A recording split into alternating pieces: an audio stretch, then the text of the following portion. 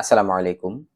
Montenegro visa আবেদনের জন্য visa application ফিটা কিভাবে ফিল আপ করবেন, আজকের ভিডিওতে আমরা একদম ডিটেলস দেখবো ইনশাল্লাহ। স্টেপ বাই স্টেপ দেখবো, ধীরে ধীরে দেখবো। স্ক্রিনে যেটা দেখতে পাচ্ছেন এটা হচ্ছে ভিসা অ্যাপ্লিকেশন ফর্ম। এটা কোথায় পাবেন? আমি এটা বিএফএস গ্লোবালের অফিসিয়াল ওয়েবসাইট থেকে ডাউনলোড করেছি। এই পিডিএফ এর লিঙ্কটা আমার ভিডিও ডিসক্রিপশনে দিয়ে দিব, আপনি সরাসরি ডাউনলোড করে নিতে পারবেন। এই অ্যাপ্লিকেশন ফর্মটা টোটালি ফ্রি, মানে কোনো টাকা পয়সা পে করতে হবে না এই ফর্মের জন্য। বাম পাশে প্রথমে একটা ফটো অ্যাটাচ করে দিবেন, ফটোর এখানে সাইজটা দেওয়া রয়েছে।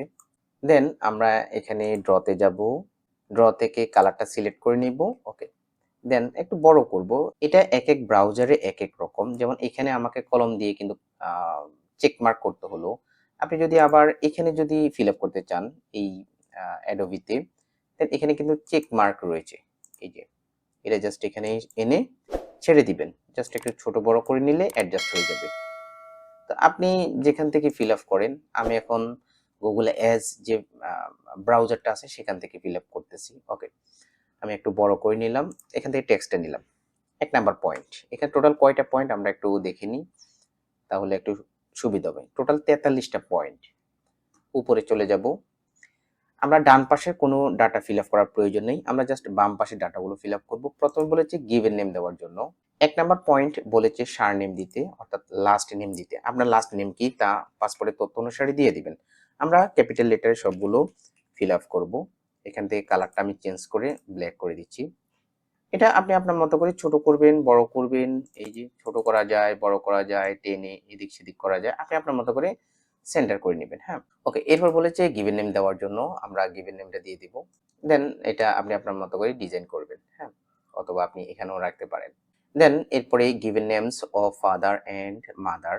4 নাম্বার ডেট অফ বার্থ দিতে হবে, আপনি আপনার মতো করে আপনার ডেট অফ বার্থটা দিয়ে দিবেন। দেন 5 নাম্বার প্লেস অফ বার্থ। আচ্ছা, আপনি কোথায় জন্মগ্রহণ করেছেন, প্লেস এন্ড কান্ট্রি। তো এই ক্ষেত্রে আমি ঢাকা বাংলাদেশ দিয়ে দিচ্ছি। এরপর বলেছে কারেন্ট ন্যাশনালিটি, আপনি বর্তমানে কোন দেশের নাগরিক, বাংলাদেশি।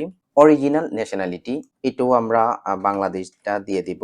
এখানে বলেছে ন্যাশনালিটি এট বার্থ, জন্মগতভাবে আপনি কোন দেশের নাগরিক। 8 নাম্বার পয়েন্ট সেক্সটা দিয়ে দিতে হবে। আমরা ড্রতে যাব আবার। দেন এখান থেকে আমরা একটু ধীরে সুস্থে দিব যদি এটা একটু বাঁকা হয়ে গেল, আপনি আপনার মতো করে ধীরে সুস্থে দিবেন। 9 নাম্বার পয়েন্ট আমাদেরকে চেক মার্ক করতে হবে, আপনার সিভিল স্ট্যাটাসটা দিবেন, ম্যারিটাল স্ট্যাটাস, সিঙ্গেল বা ম্যারিড, আপনি আপনার স্ট্যাটাসটা দিয়ে দিবেন। 10 নাম্বার আপনার পাসপোর্ট টাইপটা দিয়ে দিবেন, ন্যাশনাল পাসপোর্ট হয় নর্মালি আমাদের, বা যদি ডিপ্লোম্যাটিক বা সার্ভিস হয় তাহলে আপনি দিবেন। 11 নাম্বার পয়েন্ট এটা লিখতে হবে, আমরা ট্যাক্সে যাব। পাসপোর্ট নাম্বারটা লিখতে বলেছে, আমি জাস্ট আপনাদেরকে জাস্ট দেখাচ্ছি। পাসপোর্ট নাম্বারটা লিখে দিবেন। ইস্যু বাই, কোথা থেকে ইস্যু হয়েছে, যেমন বাংলাদেশিগুলো কোথা থেকে হয়, ডিএফি ঢাকা থেকে হয়। 13 number point date of issue, আপনার পাসপোর্টটা কত তারিখে ইস্যু হয়েছে। 14 নাম্বার পাসপোর্টের ভ্যালিডিটি, অর্থাৎ এক্সপায়ারি ডেটটা দিয়ে দিবেন। 15 নাম্বার আইডি নাম্বার, আপনার যদি এনআইডি কার্ড থাকে তাহলে এনআইডি কার্ডের নাম্বারটা লিখে দিবেন। 16 নাম্বার এটা চেক মার্ক করতে হবে। এটা বলেছে কি, if you reside in a country other than your country of origin, have you permission to return to that country. এটার মানে হলো আপনি একজন বাংলাদেশি বাট আপনি মালয়েশিয়াতে থাকেন জব ভিসাতে। যদি এমন হয় তাহলে ইয়েস অপশনে আপনি ক্লিক করবেন। ক্লিক করে আপনার ওয়ার্ক পারমিটের নাম্বারটা লিখে দিবেন এবং ওয়ার্ক পারমিটের ভ্যালিডিটি ডেটটা লিখে দিবেন। তো এক্ষেত্রে আমি এটাকে নো করে দিচ্ছি। 17 নাম্বার কারেন্ট অকুপেশন, আপনি কি কাজ করেন। আপনি বর্তমানে হয়তো বিজনেস করেন বা আপনি জব করেন, আপনি বেকার আছেন, আপনি স্টুডেন্ট আছেন, আপনার পেশাটা দিয়ে দিবেন। 18 নাম্বার আপনি যে কোম্পানিতে কাজ করেন, প্রথমে কোম্পানির নামটা লিখবেন, এরপরে অ্যাড্রেসটা দিবেন, এরপর টেলিফোন নাম্বার দিবেন। আপনি যদি স্টুডেন্ট হন তাহলে এডুকেশনাল ইনস্টিটিউশনের নাম দিবেন, অ্যাড্রেস দিবেন এবং স্কুলের বা এডুকেশনাল ইনস্টিটিউশনের ফোন নাম্বার দিবেন। যদি আপনি বিজনেস করেন, আপনার বিজনেসের নেম দিবেন, বিজনেসের অ্যাড্রেস দিবেন এবং আপনার একটা ভ্যালিড টেলিফোন নাম্বার দিয়ে দিবেন। 19 নাম্বার মেন ডেস্টিনেশন, আপনি মূলত কোন দেশে যাবেন, মন্টিনিগ্রোতে যাবেন। এরপর 20 নাম্বার পয়েন্ট, এক্ষেত্রে বলেছে other visas issue during the first 3 years and their period of validity, গত 3 বছরে আপনার কোন কোন দেশের ভিসা ইস্যু হয়েছে তাদের ভিসা নাম্বার এবং ভ্যালিডিটিটা দিয়ে দিতে হবে। ধরুন আপনার ইন্ডিয়া ভিসা আছে। আচ্ছা, ভিসাটা আপনি কত তারিখে পেয়েছেন, আমি জাস্ট বুঝার জন্য, আপনি জানুয়ারির 12 তারিখে পেয়েছেন। এটার মেয়াদ কতদিন পর্যন্ত, ধরুন এটা জুনের 12 তারিখ পর্যন্ত। এভাবে গত 3 বছরে আপনার ভিসার হিস্ট্রিটা দিয়ে দিবেন। আচ্ছা, এক্ষেত্রে ইন্ডিয়া ভিসার নাম্বারটা দিয়ে দিতে হবে। ধরুন আমি জাস্ট বুঝার জন্য একটা ভিসা নাম্বার দিয়ে দিলাম। 21 number point, in the case of transit have you an entry permit for the final country of destination. আচ্ছা, এক্ষেত্রে এটা আমাদের প্রয়োজন নেই, এটা ট্রানজিট ইস্যু। 22 নম্বর পয়েন্ট, এটা চেক মার্ক। আমরা কি ধরনের ভিসার জন্য আবেদন করতেছি, টাইপ অফ ভিসা, এটা হচ্ছে ট্রাভেল ভিসা। দেন 23 নম্বর পয়েন্ট, এটা কি 1 এন্ট্রি, 2 এন্ট্রি, মাল্টিপল এন্ট্রি, আপনি কোন এন্ট্রি চাচ্ছেন। নর্মাল ভিজিট ভিসার ক্ষেত্রে 1 এন্ট্রি চাওয়াটাই ভালো। 24 নম্বর, ডিউরেশন অফ স্টে। আচ্ছা, আপনি কতদিন থাকবেন, ধরেন আপনি 10 দিন থাকবেন। 25 নম্বর, চেক মার্ক করতে হবে কি ভিসার জন্য আপনি আবেদন করতেছেন, ট্যুরিজমের জন্য। 26 নম্বর পয়েন্ট, এটা একটু important, natural or legal person you are visiting.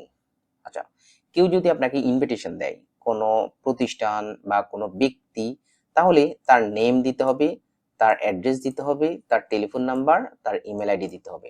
এরপর 27 নম্বর পয়েন্ট, এক্ষেত্রে বলেছে address where you will be stay in the Montenegro. আপনি মন্টিনিগ্রো কোথায় থাকবেন, আপনি আপনার অ্যাকোমোডেশনের ইনফরমেশন গুলো দিয়ে দিবেন। যদি হোটেল বুকিং হয় হোটেলের নেম দিবেন, অ্যাড্রেস দিবেন, টেলিফোন নাম্বার, ইমেল আইডি, এগুলো শেয়ার করবেন। 28 number point, who is paying for your cost of travelling and for your cost of living during your stay. আপনি যে ট্রাভেল করবেন, এই ট্রাভেলে আপনার খরচটা কে বিয়ার করবে, মাইসেলফ, আপনি নিজে নিজের খরচটা বিয়ার করবেন। যদি আপনাকে কেউ ইনভাইট করে তাহলে হোস্ট পারসন সেই আপনার কি কি ধরনের খরচটা বিয়ার করবে। যেমন ধরুন আপনাকে কেউ ইনভিটেশন দিল, হ্যাঁ, এখন আমি এখানে একটা ড্র করব। দেন টেক্সে গিয়ে সে আমাকে কি কি দিবে, কি কি সুবিধা দিবে, হয়তো অ্যাকোমোডেশন দিবে, এরপর ফুড দিবে, এন্ড লোকাল ট্রান্সপোর্ট দিবে। ওকে, এভাবে আপনি ডাটাটা ফিল আপ করে দিবেন। আর যদি কেউ আপনাকে ইনভিটেশন না দেয় তাহলে আপনি শুধুমাত্র এখানে একটা চেক মার্ক করে দিবেন মাই সেলফে, এটাকে আমরা ডিলিট করে দিচ্ছি। 29 নম্বর পয়েন্ট, আচ্ছা, এক্ষেত্রে বলেছে means of support during your stay.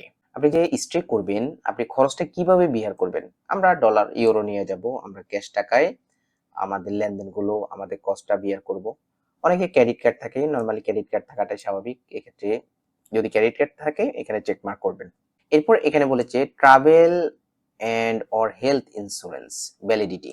প্রথমে হেলথ ইন্স্যুরেন্সের কোম্পানি নামটা দিয়ে দিবেন। ধরুন কোম্পানির নামটা হচ্ছে এবিসি কোম্পানি। কত তারিখ থেকে আপনি ইন্স্যুরেন্সটা কনফার্ম করেছেন। দেন এরপর বলেছে ডেট অফ অ্যারাইভাল, আপনি কত তারিখে সেখানে যেতে চাচ্ছেন। আমি জাস্ট বোঝার জন্য এই ডেটটা দিচ্ছি। ডেট অফ ডিপার্চার, কত তারিখে আপনি ফেরত আসবেন। 32 number point, means of transport by air. 33 number, spouse first name, যদি আপনি ম্যারিড বিবাহিত হন তাহলে স্পাউসের ফার্স্ট নেমটা দিয়ে দিবেন, স্পাউসের ফ্যামিলি নেমটা দিয়ে দিবেন। স্পাউস ফ্যামিলি নেম এট বার্থ, যদি স্পাউসের এক্সট্রা কোনো ফ্যামিলি নেম থাকে দিবেন। স্পাউস ডেট অফ বার্থ দিবেন, জন্ম তারিখটা দিবেন। স্পাউস প্লেস অফ বার্থ, কোথায় জন্মগ্রহণ করেছে। 38 নম্বর পয়েন্ট, চিলড্রেন যদি থাকে, আপনার যদি ছেলে মেয়ে থাকে তাদের ডাটাটা দিতে পারেন। প্রথমে নামটা লিখে দিবেন, এরপর ডেট অফ বার্থটা দিয়ে দিবেন। দেন 39 নম্বর পয়েন্ট, কোনো কিছু প্রয়োজন নেই, এগুলো হচ্ছে টার্মস এন্ড কন্ডিশন। 40 নম্বর পয়েন্ট, অ্যাপ্লিকেন্ট হোম অ্যাড্রেস, আপনার স্থায়ী ঠিকানাটা দিবেন। 41 নম্বর পয়েন্ট, টেলিফোন নাম্বার, আপনার একটা ভ্যালিড মোবাইল নাম্বার দিবেন। 42 নম্বর, প্লেস এন্ড ডেট দিবেন। এক্ষেত্রে আমরা ঢাকা বাংলাদেশ দিয়ে দিব। আপনি যে জেলাতে আছেন, যে ডিস্ট্রিক্টে আছেন ডিস্ট্রিক্টের নেম এবং বাংলাদেশটা দিয়ে দিবেন। 43 নম্বর পয়েন্ট, এখানে আপনি একটা সিগনেচার দিবেন। এটা নর্মালি আপনি যখন প্রিন্ট করে ফেলবেন ফর্মটি তখন এই সিগনেচারটা দিবেন। এটা জাস্ট আমি আমার মতো করে দেখাচ্ছি। ওকে ফাইন, আমাদের পুরো ফর্মটা ফিল আপ করা কমপ্লিট। এখন আমরা এটাকে সেভ করে ফেলবো, সেভ করে প্রিন্ট আউট করে ফেলবো। প্রিন্ট আউট করে এখানে ফটোটা অ্যাটাচ করে দিব এবং নিচে সিগনেচার করে আমাদের টোটাল ফাইলের সাথে এটা সাবমিট করব।